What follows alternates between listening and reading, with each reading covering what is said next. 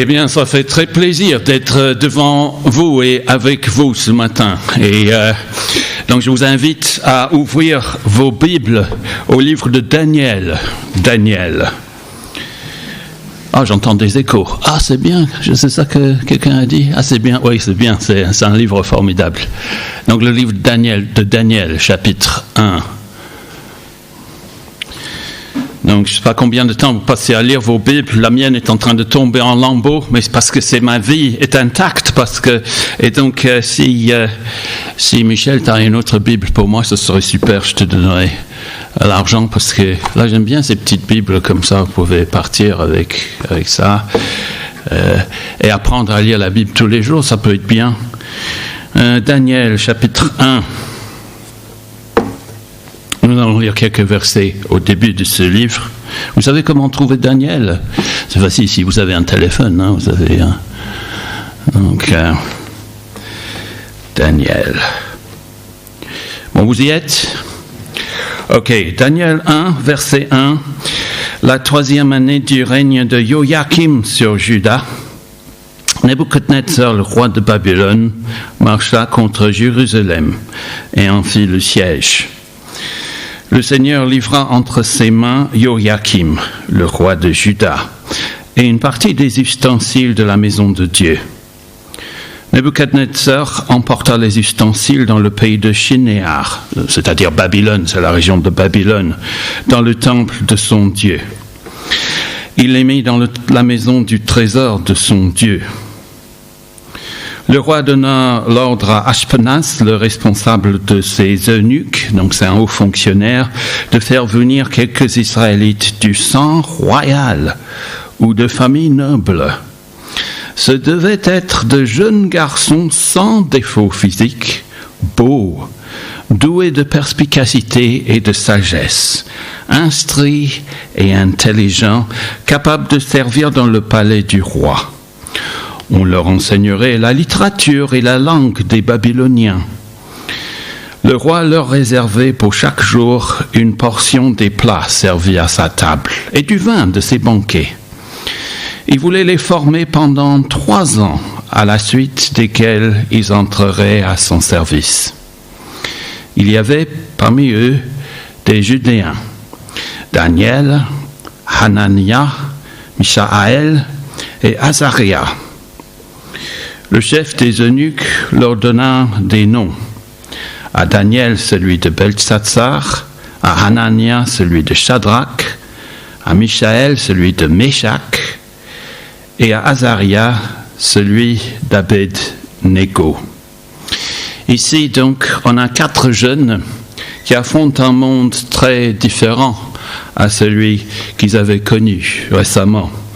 Leur pays a été bouleversé par une crise pire que la pandémie actuelle. Bien pire.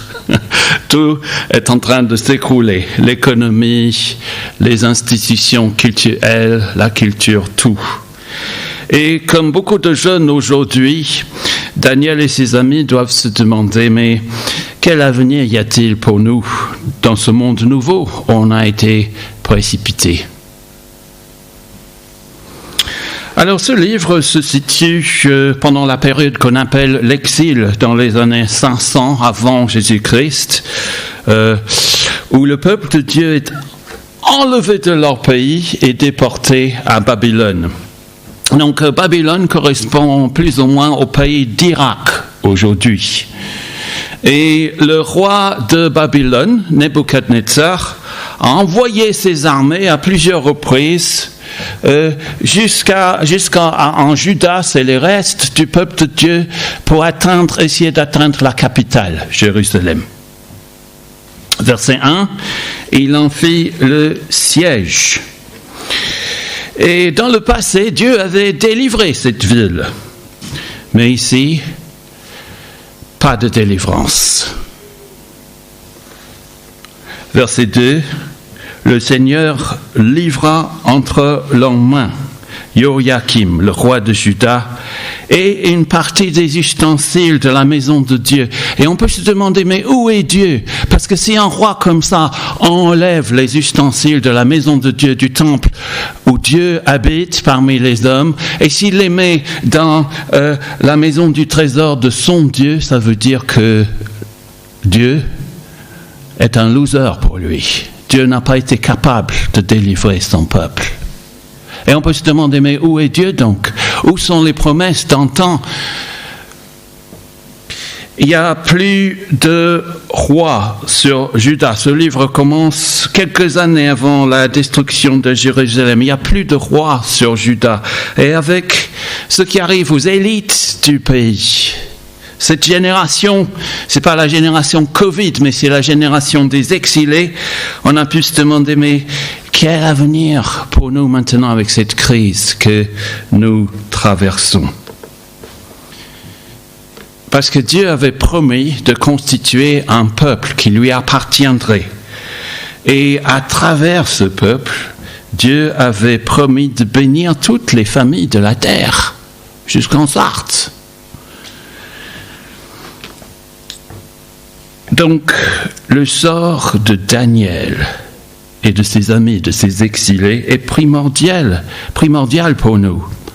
Nous ne serions pas ici ce matin si Daniel et ses 4 amis avaient baissé les bras. Et la grande question donc, c'est de savoir comment naviguer face à cet avenir très différent qui s'annonce. Comment naviguer dans ce monde nouveau. Et je voudrais commencer en parlant de la stratégie de Nebuchadnezzar dans les versets 1 à 7. Vous savez, je m'intéresse beaucoup je ne vais pas parler de ma vie privée. Si on veut gouverner et régner sur un peuple, il ne suffit pas de les gagner. Il faut les intégrer, il faut les assimiler. Et Nebuchadnezzar est loin d'être bête. Nebuchadnezzar reconnaît l'importance de la culture comme un facteur non seulement oxygénante, on en a soif aujourd'hui avec les musées fermés, mais c'est un facteur d'intégration.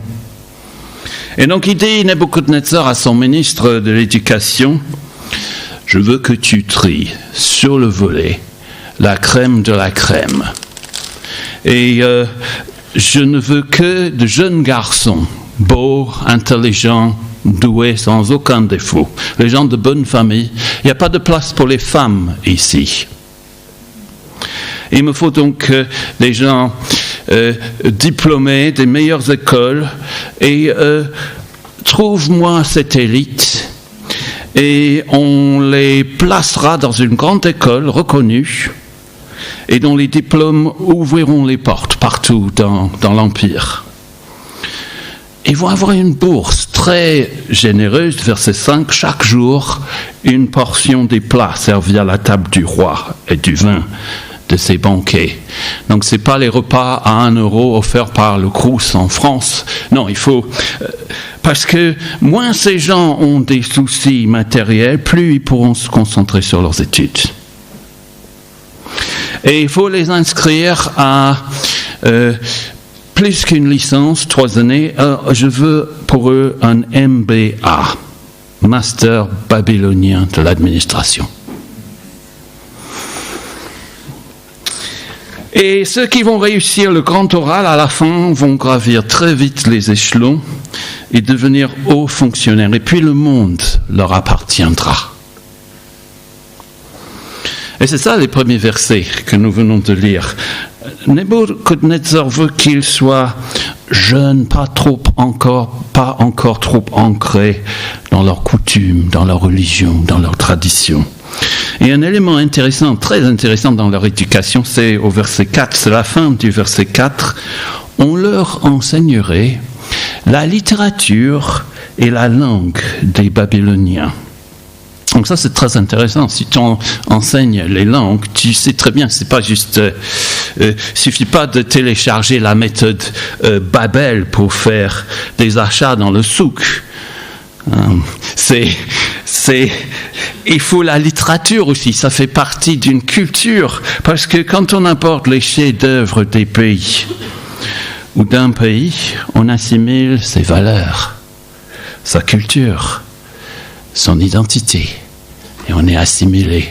Moi, j'ai beaucoup aimé et j'aime de plus en plus dans ce pays que j'aime, cette culture que j'aime, voir ce que c'est que l'identité sous la République et tout ce qui a contribué à la situation aujourd'hui. Et voilà pourquoi quand on devient français ou anglais ou américain, c'est les cultures que je connais les plus, on doit passer des épreuves, n'est-ce pas, où on doit parler de la littérature, de l'histoire, de l'art et des grands traits du passé.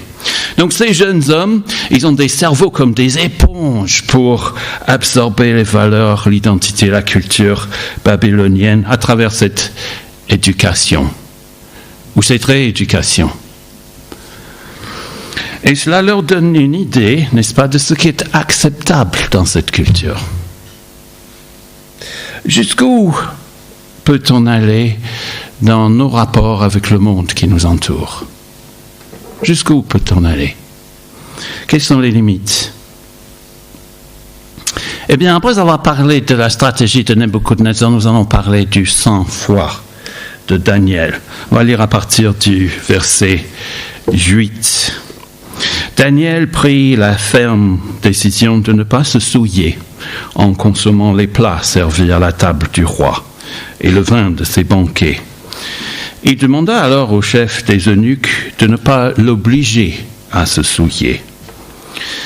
Dieu gagna à Daniel la bienveillance et la compassion du chef des eunuques. Ce dernier dit à Daniel: « Je redoute, mon Seigneur le roi, c'est lui qui a fixé ce que vous devez manger et boire. Pourquoi devrait-il vous voir arborer une moins bonne mine que les jeunes gens de votre âge ?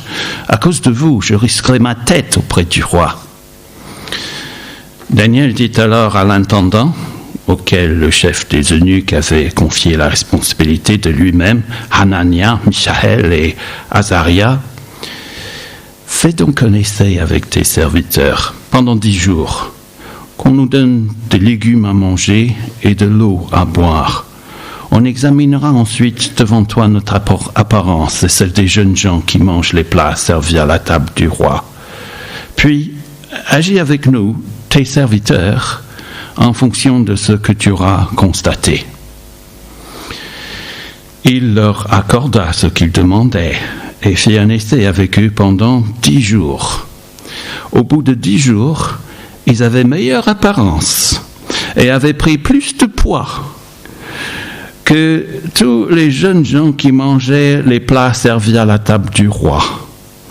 L'intendant retirait donc les plats et le vin qui leur étaient destinés et il leur donnait des légumes à la place. Eh bien, parlons de la décision de Daniel. La décision de Daniel. Au verset 7, le chef du personnel leur avait imposé des noms différents. Et c'est très intéressant parce que ça nous échappe dans les pauvres traductions que nous avons, mais c'est littéralement au verset 7, le chef du personnel, l'eunuque, leur imposa de nouveaux noms. Mais au verset 8, dans l'original, Daniel s'imposa de ne pas se souiller avec le menu du roi et le vin. On leur impose de nouveaux noms, mais Daniel s'impose de ne pas se souiller avec les mets du roi. Alors que l'on grave de nouveaux noms sur les tablettes des registres à la mairie, Daniel grave sur son cœur sa décision. Et ça, c'est vraiment intéressant. Il y a un éveil ici. Jusque-là, on les voit assez passifs, ballottés par les événements, les circonstances, et toutes les décisions semblent avoir été prises à leur place. Mais à partir du verset 8, c'est la charnière pour la suite du livre. Daniel prend une décision pour lui-même. Il ne sera pas absorbé par cette culture. Il ne se laissera pas aller à la dérive. Et nous allons relever certains facteurs clés qui l'amènent à cette décision. La première chose, c'est le discernement de Daniel. dans sa prise de décision, le discernement de Daniel. Vous savez que Daniel avec ses amis en première année de MBA à la fac de Shinéar. Il y a des centaines d'autres et la sélection est rude. Et j'imagine à la cafette du roi, les échanges à table. J'aime bien la cafette à la fac de droit ici, j'aime bien le bruit, les échanges et tout, c'est sympa.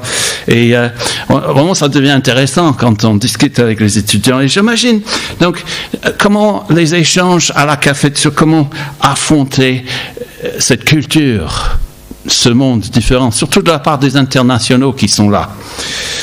Et d'un côté, dans un coin, on a des gens qui disent « On va s'amuser, on va se laisser aller à l'air du temps, profitons des mets du roi, on va profiter de cette situation. » Et puis, dans un autre coin, on a des croyants très rigides qui disent « Non, non, non, nous allons pratiquer le séparatisme. On va rester chez nous et on va avoir le moins de contact possible avec le monde autour de nous. » Daniel se démarque de ces mentalités. D'un côté, il n'est pas du tout mal à l'aise dans son nouveau poste au service du roi de Babylone. Il n'est pas mal à l'aise dans cette culture comme ça. Ça ne le gêne pas d'avoir un autre nom. Et parfois, je m'amuse avec mon nom dans cette culture française que j'aime, Dodsworth. C'est pas très français, c'est pas très sartois. Hein. Et ça, je m'amuse quand les gens, Monsieur Dodsworth, et j'ai pensé à un changement, j'ai songé à ça, à changer mon nom, devenir Dupont, par exemple. Je sais pas. Hein. Mais après, je m'amuse à dire à mes étudiants en finance, j'en ai un paquet, vous savez, le mot « worth », à la fin, ça veut dire une valeur, et j'essaie d'incarner les valeurs que j'essaie d'enseigner. Pardon, c'est-à-dire un peu. Et Daniel n'a aucun problème avec un nom nouveau. Donc je vais garder le mien quand même, parce que c'est un atout pour enseigner l'anglais. Et Daniel n'a aucun problème non plus pour se concentrer sur ses études. Se concentrer sur ses études malgré les difficultés, malgré l'avenir incertain. Et il veut viser une mention très bien avec félicitations du jury.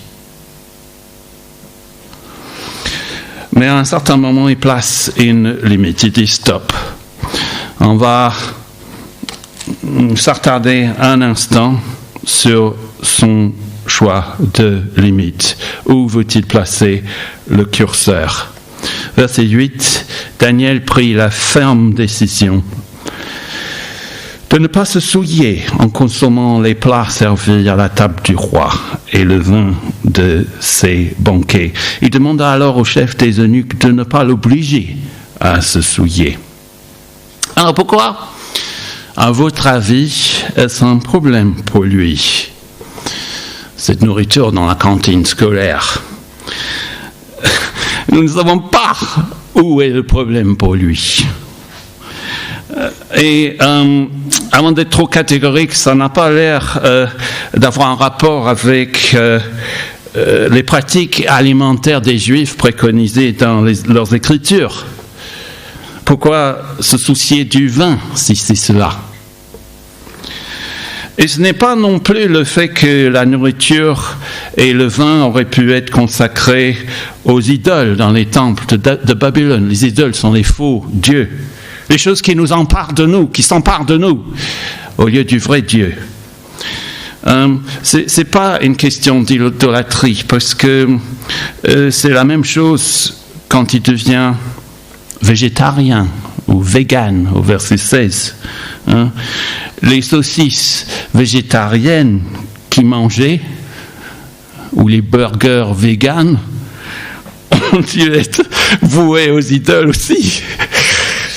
Nous ne savons pas pourquoi cette question de nourriture est un point épineux pour Daniel.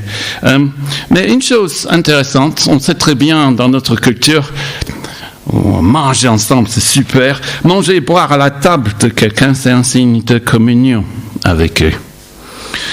Et d'ailleurs, ça nous manque dans cette crise, de ne pas pouvoir accueillir comme dans le passé. Donc, est-ce aller trop loin pour Daniel peut-être, de se mettre à table pour manger et boire comme le roi de Babylone?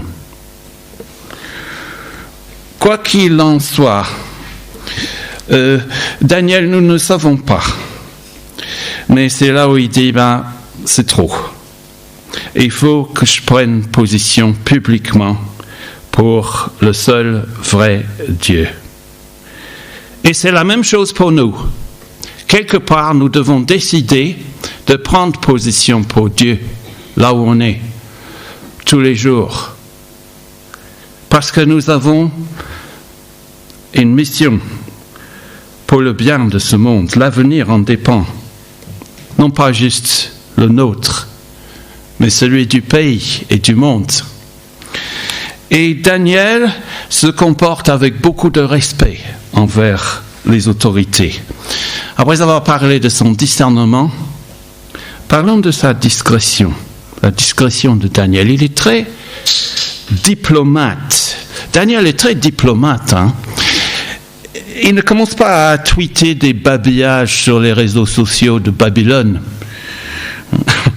Et il travaille calmement pour s'arranger avec le chef des eunuques. Verset 12. Fais donc un essai avec tes serviteurs pendant 10 jours, qu'on nous donne des légumes à manger et de l'eau à boire. Et au verset 14, le chef des eunuques leur accorda ce qu'ils demandaient et fit un essai avec eux pendant 10 jours. Et puis au verset 15, on voit qu'ils avaient meilleure mine, meilleure apparence que tous les autres jeunes, tous les autres. Et donc au verset 16, ils sont autorisés à suivre leur régime. Il faut un certain courage et une certaine intelligence et sagesse pour naviguer dans ce monde nouveau qui est le nôtre. Je l'ai toujours su. D'autant que la situation de Daniel et de ses amis est précaire. Il nous faudra beaucoup de courage aussi pour demain. Beaucoup. Je ne suis pas un faux prophète, mais c'est juste quelque chose que je sens.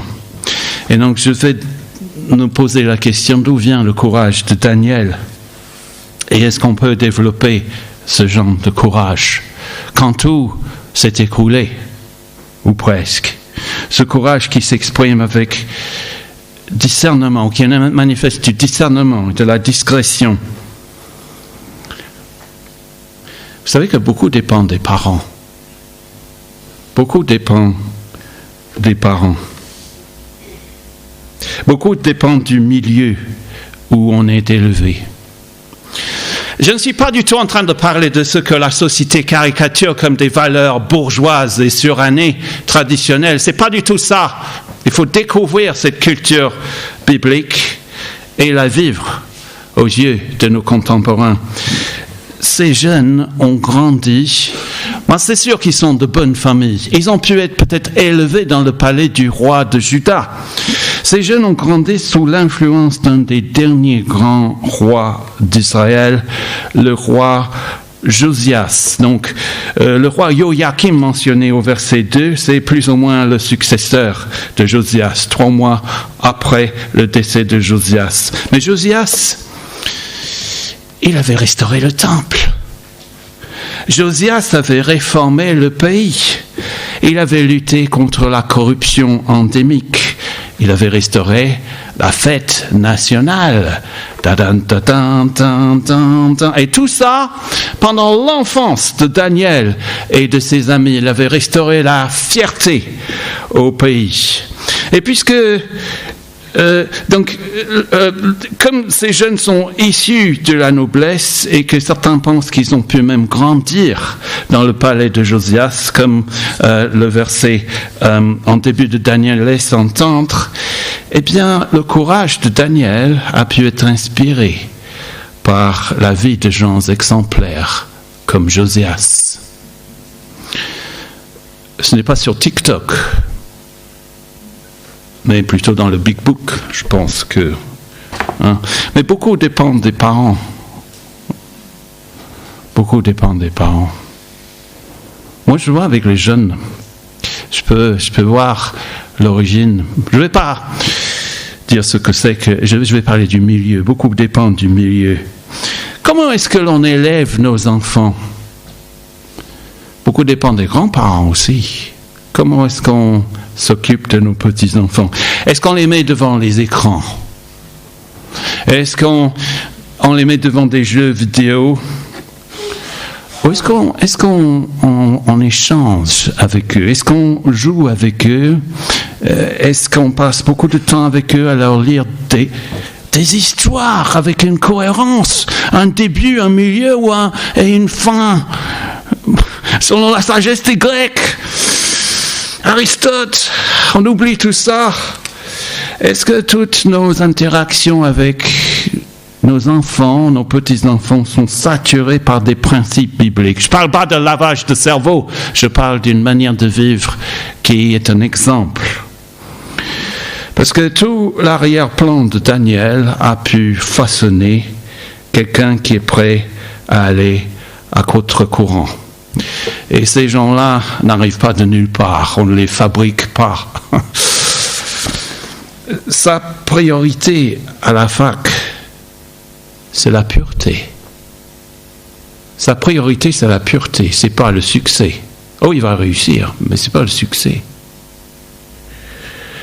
C'est pas le plaisir non plus. Les soirées arrosées, les soirées d'étudiants, c'est la pureté. Aujourd'hui, les jeunes de l'âge de Daniel ont malheureusement reçu cette étiquette lapidaire de génération Covid, alors qu'on fait remarquer que les années de jeunesse sont censées être plutôt un temps d'insouciance pour les jeunes pendant leurs études. Moi, via webcam, certains m'ont confié leur angoisse, leur stress. Comment on va trouver un stage? On est ici d'un autre pays, qu'est-ce qu'on va faire? Je ne peux pas leur dire que je les aime, j'espère qu'ils voient ou qu'ils le sentent, parce que c'est vrai. Je ne sais pas si un jour ils vont écouter ce message. Mais ce passage souligne certaines priorités pour nous apaiser, pour apaiser le monde autour de nous et nous donner une certaine assurance face à un avenir incertain. Et je vais parler de ces éléments apaisants qui nous donnent une espérance et une vie. Il y a d'abord l'école républicaine. Ce n'est pas du tout un problème pour Daniel et ses amis. Pour eux, c'est une école royale, mais moi, je soutiens l'école républicaine comme le système royal, ici. Et c'est intéressant de voir au verset 17 la manière dont la Bible évalue leur cursus. Au verset 17, Dieu accorda à ces 4 jeunes de la connaissance et de la perspicacité dans tout ce qui concernait la littérature et la sagesse. Et de plus, Daniel était capable d'expliquer toutes les visions et tous les rêves. La Bible apprécie une éducation à Babylone, Biblos, comme source de sagesse. Pendant le confinement, beaucoup de parents ont eu franchement du mal à accompagner leurs enfants dans le travail scolaire. Et c'était bien de reprendre le chemin de l'école. Et moi, je serais beaucoup plus heureux si je pouvais accompagner les jeunes sur place dans une des belles institutions de la République, l'Université du Maine, au lieu de faire des cours chez moi via webcam. Il y a donc le système républicain qui assure une stabilité, une sagesse des connaissances, une place. Et deuxièmement, il y a justement la sagesse dont il est question ici. Et c'est pas juste étroit comme conception. On devrait s'intéresser à la culture qui nous entoure, l'aimer, l'apprécier. Et c'est parce que cette sagesse, vous savez, elle remonte au croissant fertile et à la civilisation de la Mésopotamie. Donc ils ont assimilé tout ça, ces jeunes, sans parler des Égyptiens. Et ces jeunes auraient ingurgité des pavés. Des tablettes. Ils auraient avalé des tablettes. Parce qu'on écrivait sur des tablettes. Des tablettes, c'est pas... Ok. Pardon? Pardon. Est-ce que je vous agace? Est-ce que c'est trop? Non, ça va? Ok. Alors, vous savez que ils auraient pu aussi, en assimilant cette sagesse, ils auraient aussi apporté de leur culture, de la sagesse biblique pour alimenter la culture de l'adoption et pour naviguer dans la vie. Et cette sagesse se trouve dans une série de livres bibliques comme les Proverbes, par excellence, justement écrits pour ceux qui servent à la cour royale. Comment se conduire dans les situations difficiles, des problèmes diplomatiques, les tentations, le pain, le vin, les femmes, les hommes.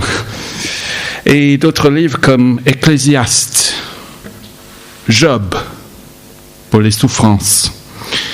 Et si nous prenons le temps d'acquérir la sagesse biblique, nous allons peut-être faire un impact sur ceux qui nous entourent. C'est ça qu'on est censé faire. Pas juste être là. Ah oui, je suis bien au culte, je suis bien avec mon Seigneur. Parce que l'idée reçue, c'est que la Bible, c'est plus pertinent, ce n'est plus pertinent à la vie quotidienne dans la société, au travail. On a balancé tout ça avec la Révolution. Nous sommes le peuple des Lumières, n'est-ce pas? Eh bien, quelles ténèbres on doit naviguer. On peut donc mépriser la sagesse biblique dans la société, mais ce passage contredit ce mépris. Parce que les gens peuvent avoir envie de venir nous écouter, se connecter, écouter nos messages. Ça va être intéressant de voir s'il y a une série de messages sur Daniel en France, après avoir entendu celui-ci. Et pourquoi est-ce que les gens auraient envie d'écouter ce que nous avons à dire? C'est parce que ce n'est pas des paroles en l'air. C'est parce qu'on vit, on incarne cette sagesse que l'on est en train d'assimiler comme des éponges. J'espère que c'est comme des éponges. J'espère que ce n'est pas ces petites bribes que l'on a des petites pages de platitudes sur le web. On a besoin de manger, d'avaler ce livre. Et on va parler du grand oral au verset 17.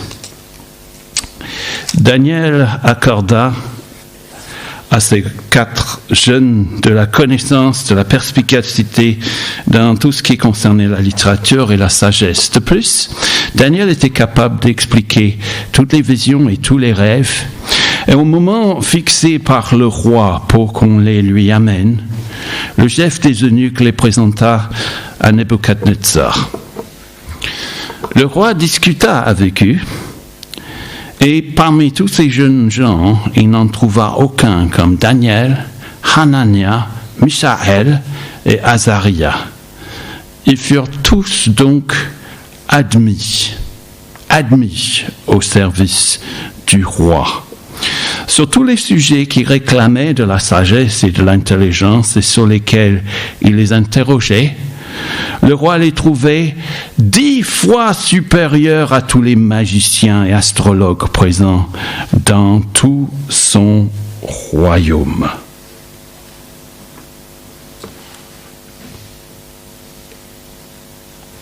C'est assez amusant quand on regarde le déroulement de ce chapitre.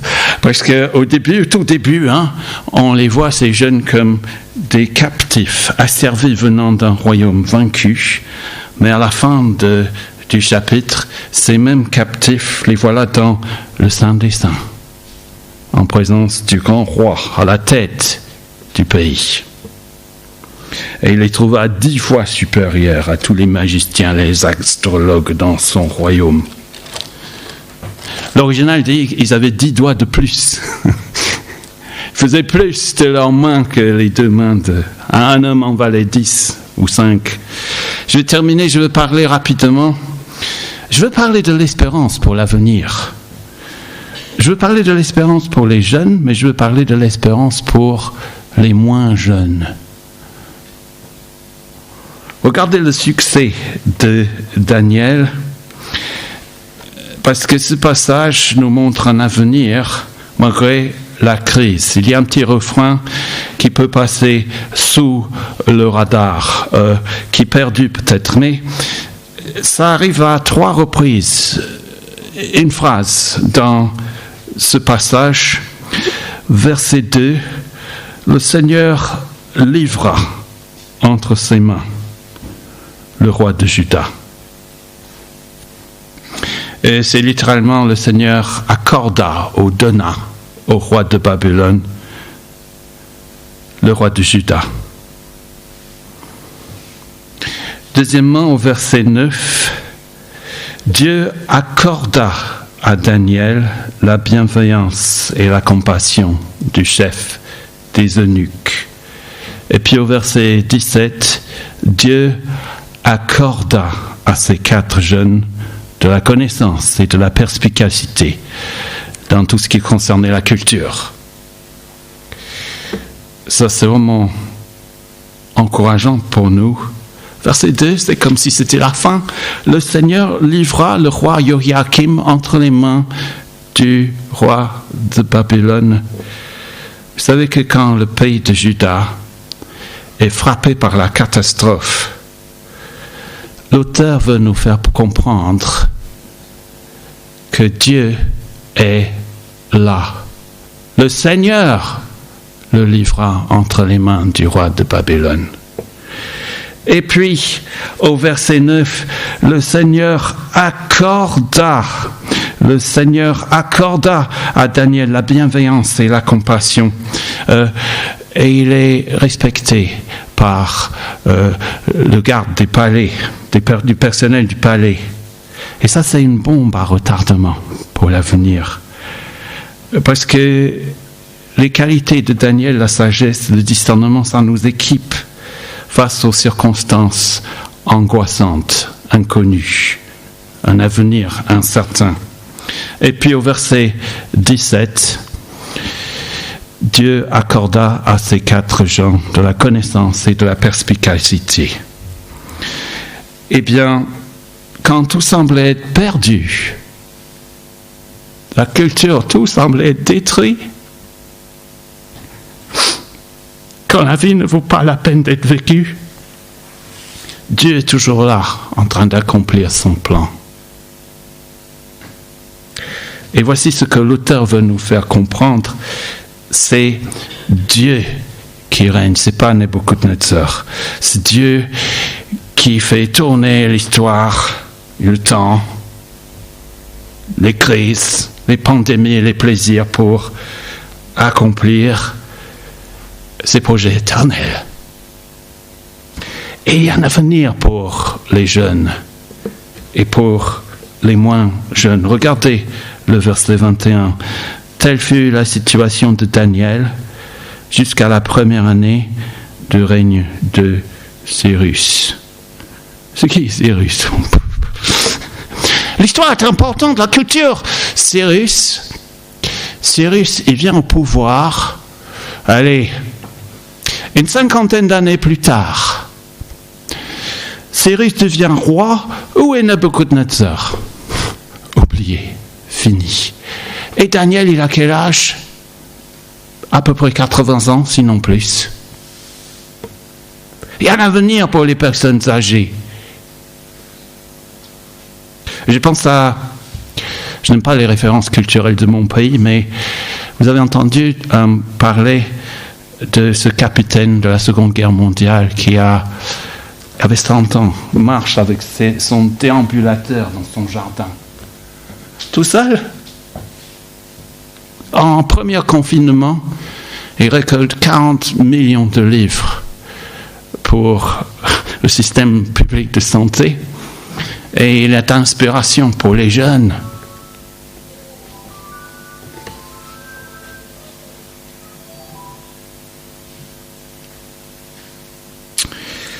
Alors, à peu près 600 ans plus tard, Jésus, comme Joachim, sera livré entre les mains des puissances terrestres. Dieu lui avait accordé toute la sagesse, la parole de Dieu incarnée. Jésus a obtenu la grâce et la faveur auprès des êtres humains. Ses parents l'ont remarqué très jeune, les enseignants au temple l'ont remarqué quand ils discutaient avec eux dans le temple. Et Jésus parcourait le pays en faisant du bien. C'était souvent un personnage non grata, mais il parcourait le pays en faisant du bien, selon les actes.